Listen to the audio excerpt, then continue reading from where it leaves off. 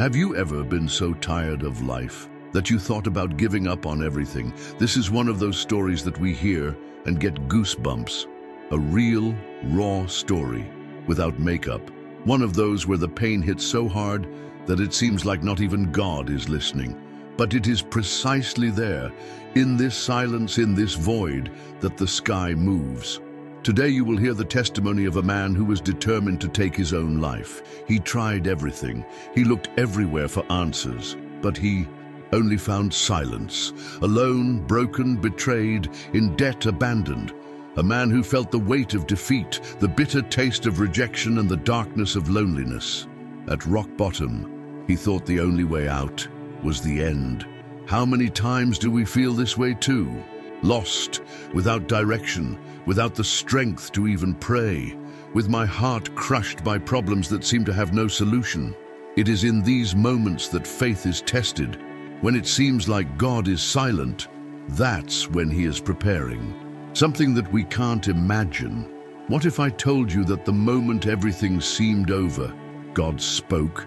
A voice, a single sentence, a whisper that interrupted the worst moment of his life. A miracle that started with a sound, a divine response at the last second. Maybe you're watching this video today because you need to hear what's next. Maybe this story isn't just about him.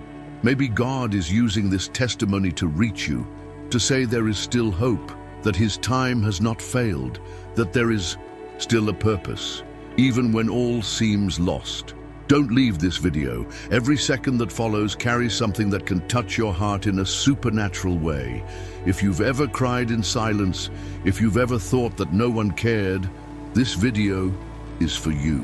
And before continuing, I want to ask you something. Like this video, subscribe to the channel, and share it with someone who needs a miracle. Because the story you're about to hear now could be exactly what someone is praying to receive. Now take a deep breath, because what happened to him after that was unbelievable. Carlos was 38 years old. He was the kind of man who in everyone's eyes seemed to have made it in life. Successful businessman, married to the woman he loved, father of a 7-year-old boy who was his greatest pride. Anyone looking from the outside saw stability, prosperity, respect. That smile on his face, the car in the garage, the family lunches on Sunday, the business growing, all of this painted the image of someone blessed, complete. But what no one knew was what happened inside. No one saw the invisible cracks that, little by little, began to collapse everything inside. Carlos was the son of an evangelical couple. He grew up hearing about God, about faith, about miracles. But when life started to work out, he left God in the background, not out of malice, but out of distraction. I thought everything was under control, that I no longer needed to depend. And it was into this self-sufficiency that he began to fall without realizing it. The company he built with so much effort began to have financial problems. First, there were small losses. Then, cancelled contracts, unexpected debts, dissatisfied employees. He tried to solve everything himself, tried to be strong, tried to maintain appearance, but inside fear was already gnawing at him. Insecurity grew like a silent shadow. He asked himself, where did I go wrong? Charges increased, not just the financial ones, but also emotional ones. The wife, tired of the emotional distance, began to move away. The marriage, which was already fragile, collapsed, and one day she left, taking her son with her. It was as if the ground opened up. Carlos lost his family, his house, his company. He lost everything that until then he believed was the basis of his identity. And worst of all, he lost himself. That feeling of absolute failure took over his heart. What was supposed to be just a difficult phase became an endless nightmare. Carlos started to live in a small, dark, empty apartment. The days mixed with the nights. He no longer ate properly. He didn't sleep. The phone rang, but he didn't answer. There were charges, debts, broken promises. The shame was unbearable. He even avoided his old friends. I didn't want to listen to advice, much less judgment. He felt like everyone had left him. But most of all, I felt that God was silent. You know, that kind of loneliness that not even the presence of other people can solve. Carlos lived this. He had completely isolated himself, and in the midst of this isolation, he began to be consumed by dark thoughts. Life has lost its meaning. He said to himself, "What's the point of continuing? Nobody cares. Not even God looks at me."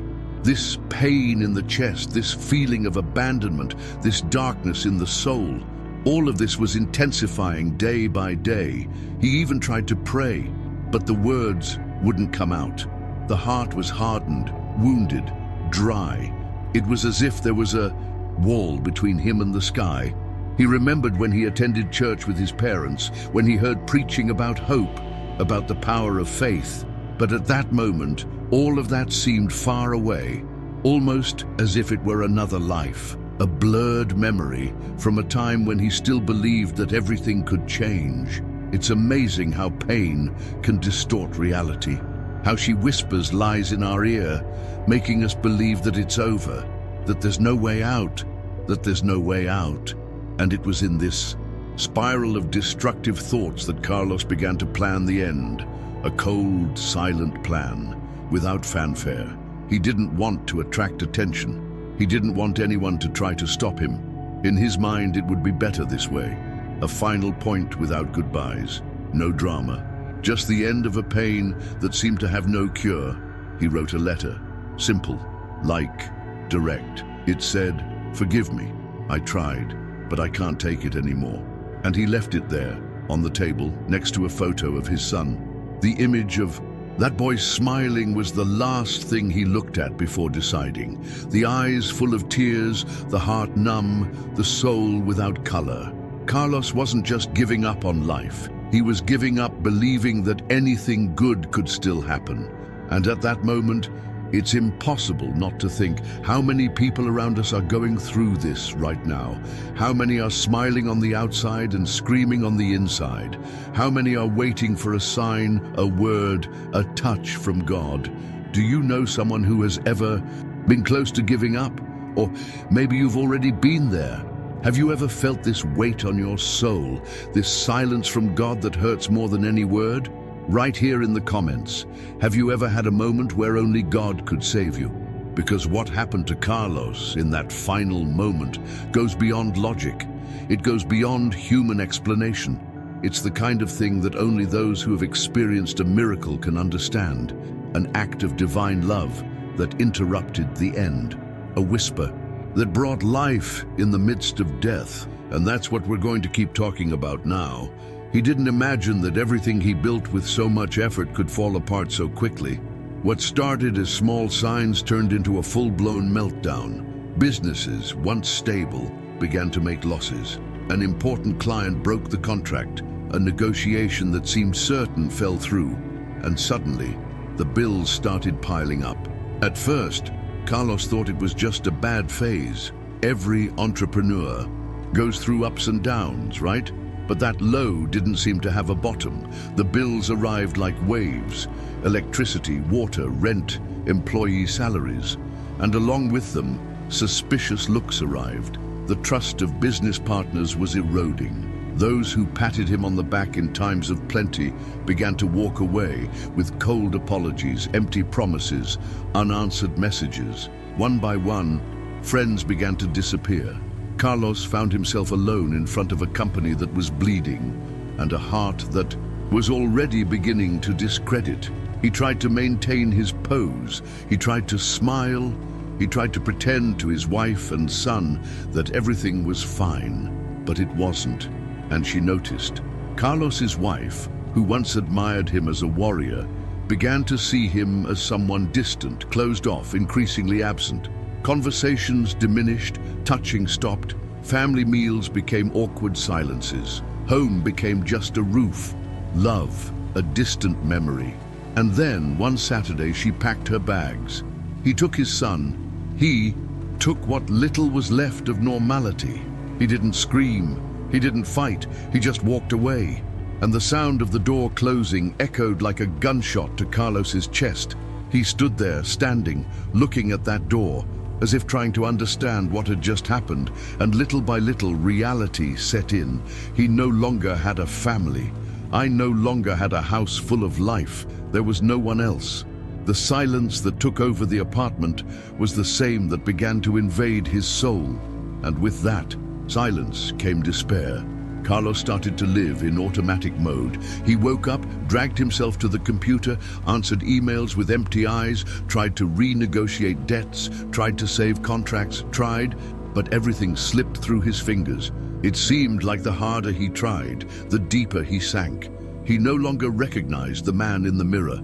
The suit he once wore with pride now hung loosely over his tired body. The dark circles under his eyes were a sign of sleepless nights. The stubble was just one more detail among so many signs of abandonment. He was literally losing himself, inside and out. The phone kept ringing, but now they were no longer customers. They were collectors. It was the bank. It was a threat of being cut. There was pressure from all sides, and he could no longer respond to anything. He took out his cell phone, looked at the screen, and dropped it on the sofa. There was no more energy. There was no more strength. The will to fight had been exhausted, and it was in that dark place, not the apartment, but his heart, that he began to completely fall apart.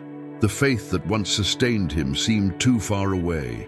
God, who had previously been a constant presence in childhood and youth, now seemed silent. And God's silence, for those in the valley, hurts as if it were a cry of abandonment. Carlos stopped praying, stopped trying. He stopped believing. He said to himself, if God wanted to help me, he would have done it already. If it was supposed to work, it wouldn't have collapsed like this. I was forgotten. How many people have also thought this way? How many have felt this emptiness? That moment when you look at the sky and feel nothing. Not faith, not anger, just nothingness? He didn't talk to anyone anymore. He would go whole days without hearing the sound of his own voice. The television is off, the lights are off. The only constant sound was that of the fan spinning on the ceiling, and his own thoughts screaming inside his mind. Thoughts that, as the days went by, became increasingly dark. He began to think that his life no longer mattered, that no one would miss, that it was a weight on the world. And it is at this point that the mind, dominated by pain, begins to produce dangerous ideas. Death, which was once a fear, began to seem like a relief, an end to the pain, an escape. But it wasn't a sudden decision, it was a process. It was a sequence of wounds that didn't heal. Each demand letter was a wound. Each ignored message was a wound. Every photo of her son on her cell phone was a wound. And those wounds didn't bleed on the outside, they bled on the inside. And the more he bled, the more he became convinced there was no cure. And that, perhaps the only way to stop the pain, was to stop everything. Carlos started planning the end. He didn't tell anyone. He left no clues. He just wanted to disappear. I wanted to stop being a problem. I wanted to rest from the pain. He no longer believed in starting over. I no longer saw the possibility of a miracle. The heart hardened by suffering had closed off any space for faith. He reread that farewell letter a few times, every word written with tears in your eyes. He asked his son for forgiveness. He asked his ex-wife to take good care of him. And he ended with the phrase, "Forgive me for not being able to bear it." Then he left the letter on the table, next to the only photo of the family he still kept. One of the three of them, smiling hand in hand on a random beach from a distant summer. It was night. It was raining outside. The streets were empty, and the world, for Carlos, seemed equally empty. He turned off his cell phone, turned off the light. He sat on the floor, leaning against the wall, eyes fixed on the gloom. And there, in that dense darkness, he took a deep breath. It was ready. But it was at that exact moment, in that second of absolute silence, that something happened. Night had fallen like a heavy veil over the city. Outside, the rain insisted on beating against the windows as if it were a lament. Each drop seemed to translate what Carlos felt inside, a silent cry that no one heard, a pain that no one saw. The clock on the wall said 11:47 p.m. Time advanced, mercilessly, as if it were racing to the end. With every second that passed, Carlos sank deeper into that dark void. It wasn't just sadness anymore. It was something deeper, darker. It was absolute despair, a kind of pain that doesn't scream, that only consumes, that silences, that drags the soul to the bottom of the abyss. The apartment was completely silent. No television, no cell phone, no life. Only the sound of the slowly advancing clock hand filled the room. It was as if time was mocking him. Carlos felt his heart beat faster, but not out of emotion, out of anguish. Each beat seemed to echo inside his chest like a countdown, and indeed it was. He had already decided. I had already planned everything. There was no room for doubt. The pain had won. Darkness had swallowed him. And hope. Well, hope hadn't lived there for a long time.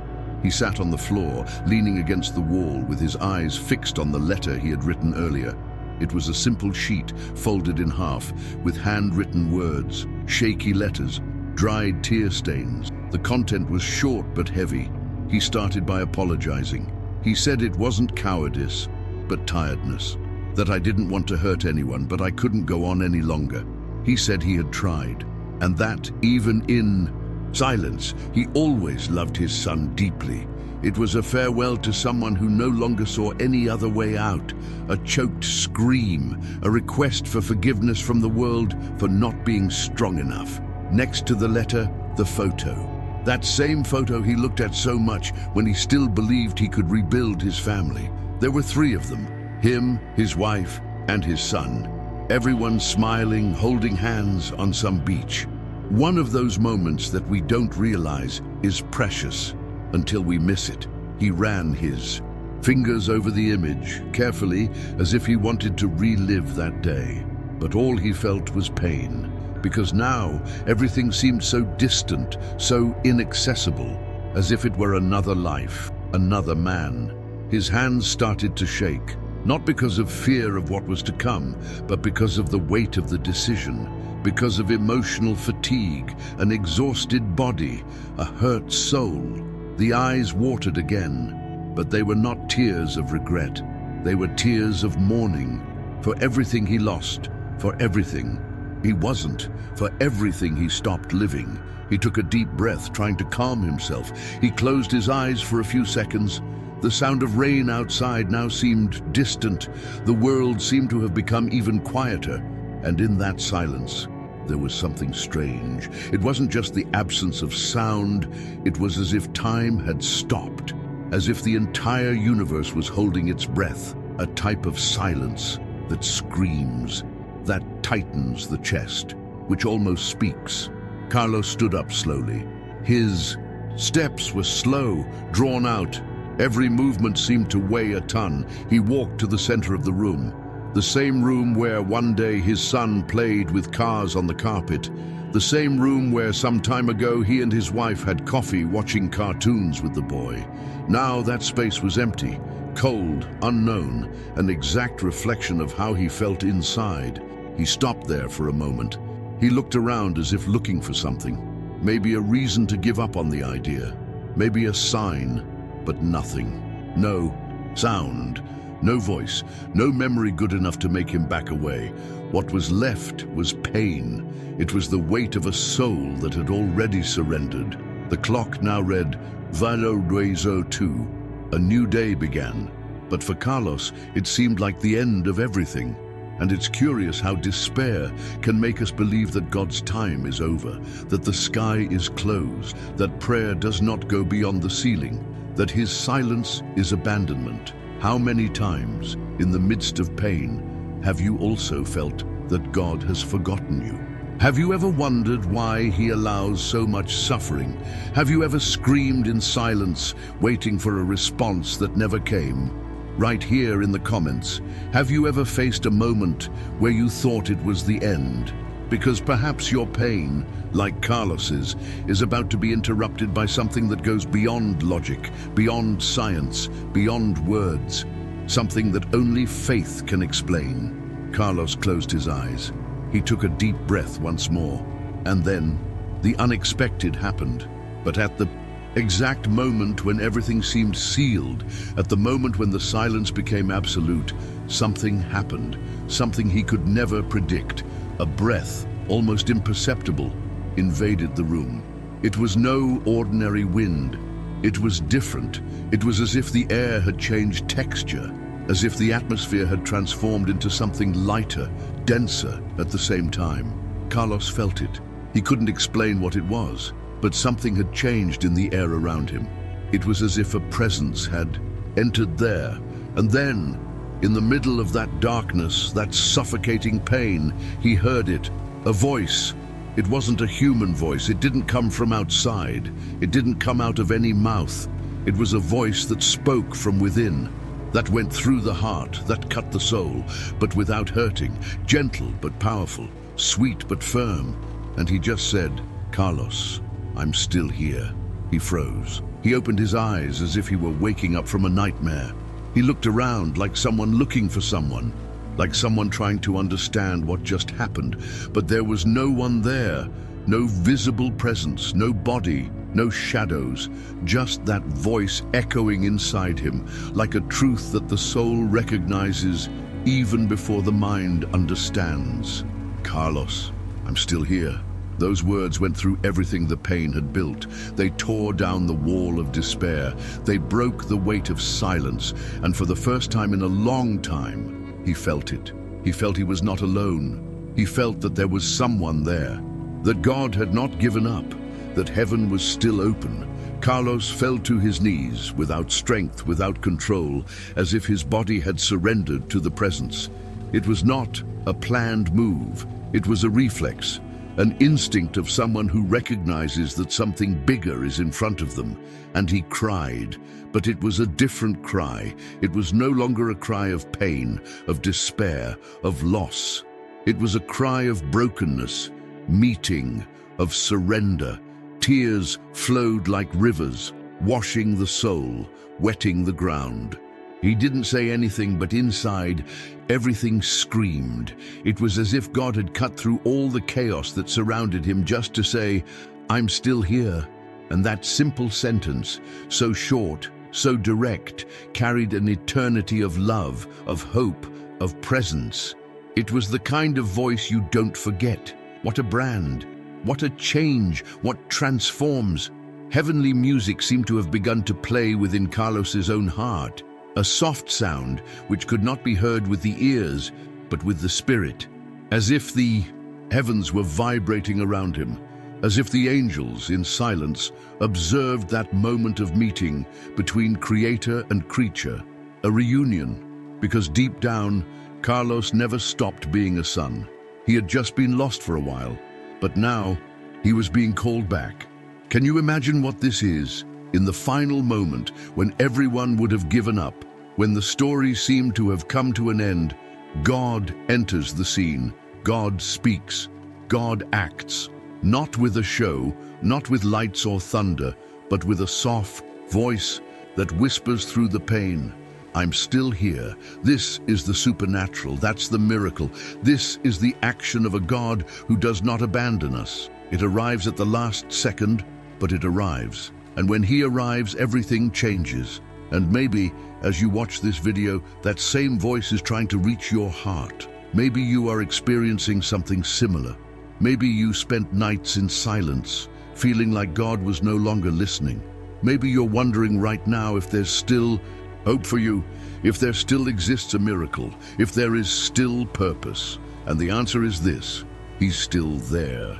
In your room, in your silence, in your despair, in your solitude, God is there. Maybe all you need to do now is stop and listen. And if you've ever lived through a moment like this, if you've heard God's voice when no one else was listening to you, comment below, "I heard it too." Because this testimony is not just from Carlos. It belongs to all of us who, ultimately, were reached by a love that does not give up, by a grace that does not delay, by a presence that remains even when everyone is gone. Carlos was still on his knees. The tears continued to fall. But now, There was no more darkness. There was still pain, yes, there were still wounds. But there was something new, something he thought he had lost, hope, and it was just the beginning. Because what would come after that, he could never imagine. Carlos was still there, kneeling, overcome by something he couldn't explain in words. It wasn't just a shiver, it wasn't just emotion. It was the certainty that someone had entered that place at that time to reach him at the limit. God's presence was real, tangible, strong. It was as if everything around him had disappeared, and there was only that moment between the sky and his soul. He didn't know how long he stayed like this, crying, breathing heavy, feeling your heart slow down little by little. For the first time in a long time, there was peace. There was still pain, of course. The wounds were still open, but now there was somewhere to look. There was a breath of hope, a spark lit inside a heart that was already almost extinguished. And then, just when he thought everything had been extraordinary enough, the unexpected happened again. His cell phone, which he had turned off hours before, started ringing. Yes, touch. He didn't even remember that he had turned the device back on, but there, on the sofa, the screen lit up, and the sound of the call, it filled the apartment. Carlos was frozen for a second. The name that appeared on the screen was someone he hadn't seen in years. A friend from youth. Someone from the time when he still attended church with his parents. Someone who knew who he was before the fall, before the wounds, before he was lost in the chaos of adulthood. Someone who, at that moment, he didn't expect to hear from ever again. Hesitantly, he picked up his cell phone with still shaking hands and answered it. The voice on the other end of the line was soft, emotional, almost breathless. And the first thing she said was, "Carlos, I dreamed about you last night, and God told me to call you now." He couldn't answer. Throat tight, chest tight, eyes wide. It was as if the same voice he had heard moments ago was now speaking again, but through someone. And she continued, "In the dream, you were in a dark, very dark place.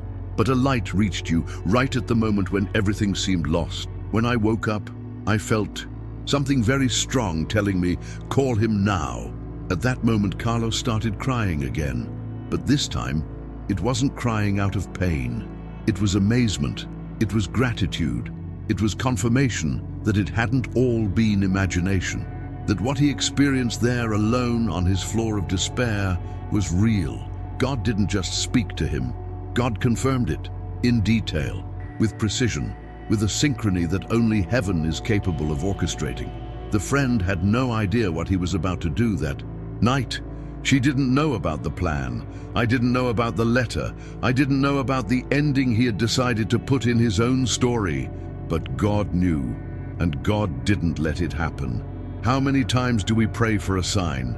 One touch, one word, one movement.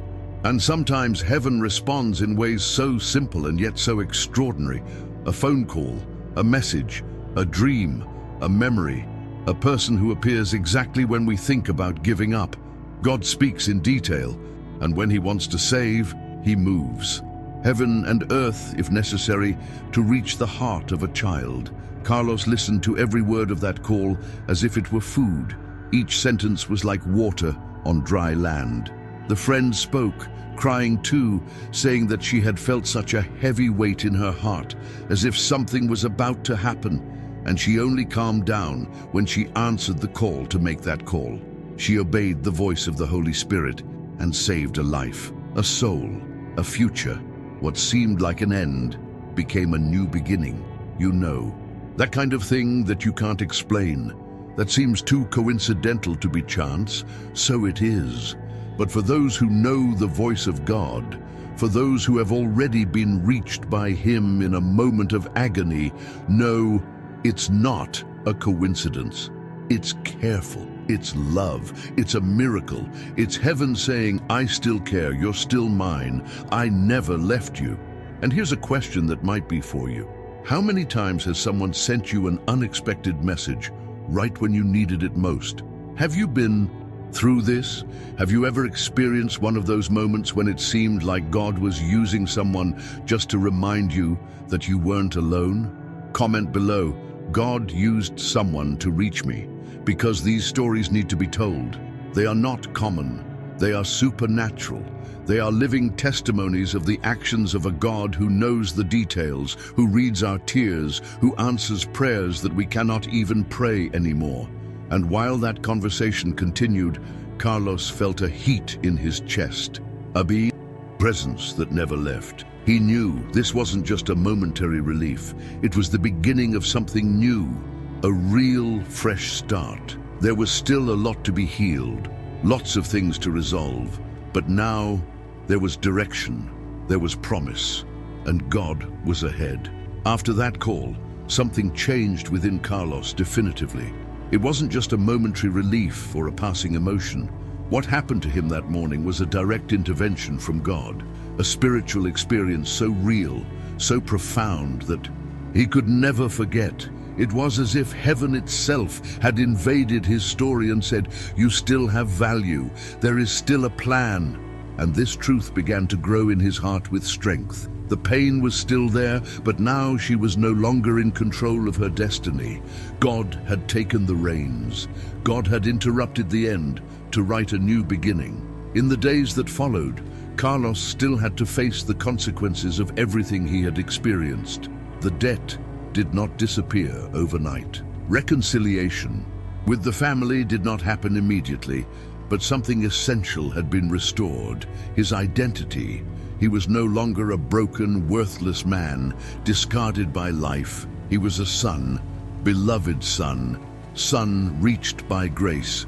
And this certainty began to change the way he saw the world, people, and especially himself. Over time, Carlos sought spiritual help. He returned to the church, at first still suspicious, still embarrassed to face some faces from the past.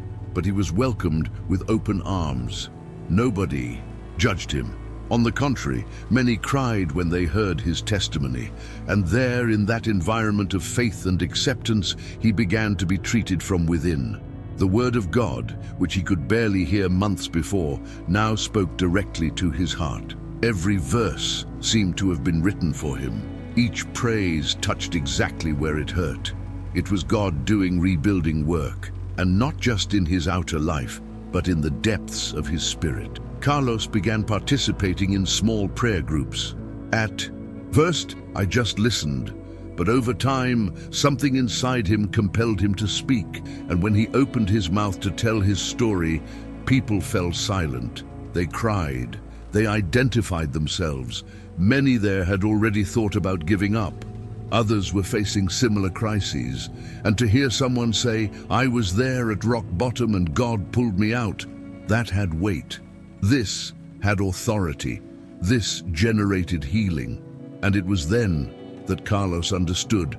God hadn't saved him just so he could live. God saved him so that he could help others to live too. He began volunteering at a ministry that served people in emotional crisis, at risk, people invisible to society but precious to God, young people in depression, aimless men, women marked by pain, people who, like him one day, thought there was no way out. Carlos was not a psychologist. He wasn't a pastor. He was not a theologian. But he had something that no technical training could offer. He had a testimony. He was living proof of the miracle.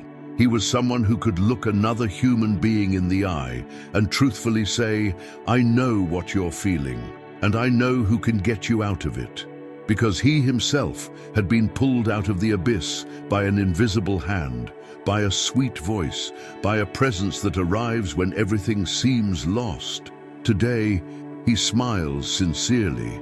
And it's not that fake smile he used when he wanted to appear strong. It's a smile that comes from the soul, a reflection of the peace that took over his heart. He had dreams again.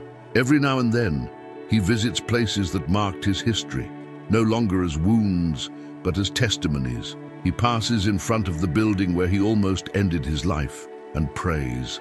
Pray for those who live there now. Pray for people who may be living exactly what he lived. And now, thanking you for not giving up, for having been achieved. And the most incredible thing of all is seeing how God has used every detail of his story to heal other people. At one meeting, a young woman heard Carlos talk about the moment he thought God had forgotten him. She burst into tears. Later, he confessed that he had planned something similar for that same week. But as she listened to the testimony, she felt that God was speaking directly to her. And right there, he decided to start over. And this is just one of dozens of stories that are repeated. Because when God transforms someone, he doesn't stop there. He uses this life as an instrument, like a bridge, like light, and maybe right. Now, as you watch this video, you are thinking, I wish I had that peace. Maybe you have experienced things that no one imagines. Maybe you carry brands that don't appear in the photos. And maybe you're still waiting for a sign, a response, a touch. Listen to this. Carlos's transformation was not exclusive. It was personal, but it wasn't limited.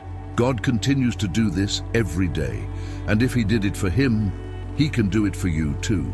If you have already experienced or witnessed a transformation like this, comment below, I was transformed by God. And if you are still waiting for this miracle, also write, I still believe. Because this space here is more than a channel. It is a place of faith. It's a digital altar, and you are part of it. Carlos, who once saw no point in continuing, is now an agent of hope, a man who not only survived the worst day of his life, but was transformed completely. And you know what's more beautiful? He doesn't try to erase his past. He is not ashamed of the pain he experienced, because he understood that God does not erase history. God resignifies. God picks up the pieces and makes something new. God writes above pain, and what he writes is eternal. His life became a living testimony of what we preach here every week. No matter how deep you've fallen, no matter how long you've been waiting, God still has control. The last word remains his, and he still acts. It still transforms. He still calls. And if you're hearing this right now, maybe he's calling you too. Maybe, while you've been watching all of this so far, something has stirred deep inside you. Maybe you saw parts of your own story reflected in Carlos's life. Maybe you too are tired, hurt, broken inside. Maybe you're struggling with thoughts no one imagines, trying to maintain a semblance of strength when, inside, what you feel is just emptiness. Maybe you are living exactly that moment when your soul screams for help, but your mouth can no longer ask for help. And if this is your case, listen carefully to what I need to tell you now. This is not just a video. This is a message, an answer, a sign. Because if you are here, right now, hearing these words, it's not a coincidence. There is a purpose to this. There's a reason you're still breathing, still listening, still fighting. God is still writing your story. And he didn't bring you here to abandon you along the way. You may be at the end of your tether. Your faith may be shaken without understanding why, without seeing a way out, without having any more hope. But let me remind you of a truth that the world may ignore, but heaven never forgets. God still speaks. It still saves. It still transforms. There is still purpose for your life. There are still promises waiting to be fulfilled. There are still beautiful chapters in your story that will only be written if you don't give up now. Remember Carlos, he was ready to put an end to it. He had lost everything. He had surrendered to the pain. But God came into the room where he was, touched his soul, whispered in his heart and lifted him up. And if God did this to him, he can do it to you too. Because the God who did yesterday is the same one who does today. He hasn't changed. He continues to visit dark rooms, troubled hearts, overwhelmed minds. He keeps interrupting tragic endings to write new beginnings. He continues to answer prayers said in silence, tears spilled on the pillow, thoughts that no one else knows.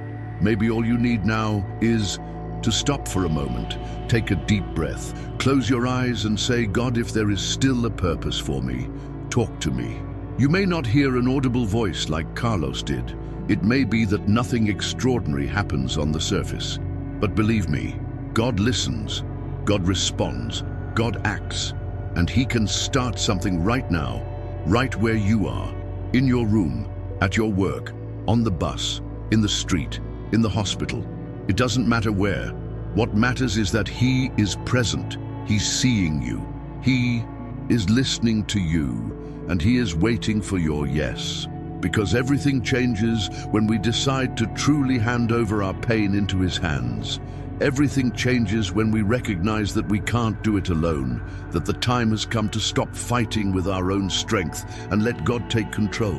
And that's why this video exists, not just to tell a story, but to remind you that you are not alone, that there is a God who sees you in the dark, who knows you in detail, who understands your pain without you having to explain them.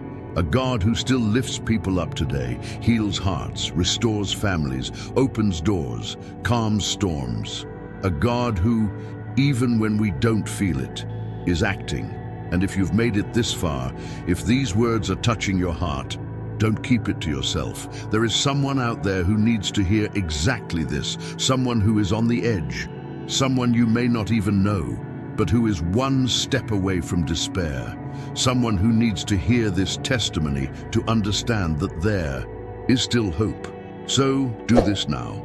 Like this video, subscribe to the channel, and share it with at least one person you love. It could be the message that saves a life. It could be the seed that will germinate in someone's heart.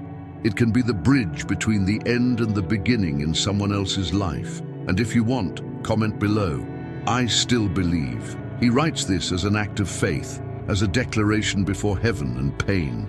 Because when you write, you strengthen your conviction, you release faith, and your faith can infect others too.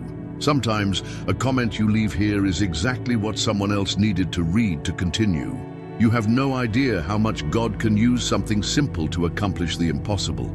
And what happened to Carlos after that was even more surprising, because when God begins a work, He sees it through to the end, and what He did in his life in the following weeks was something even he could not imagine.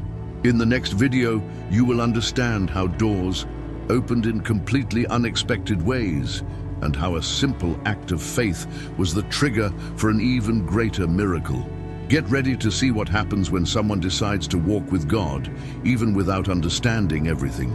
You will be surprised by the next chapter of this journey.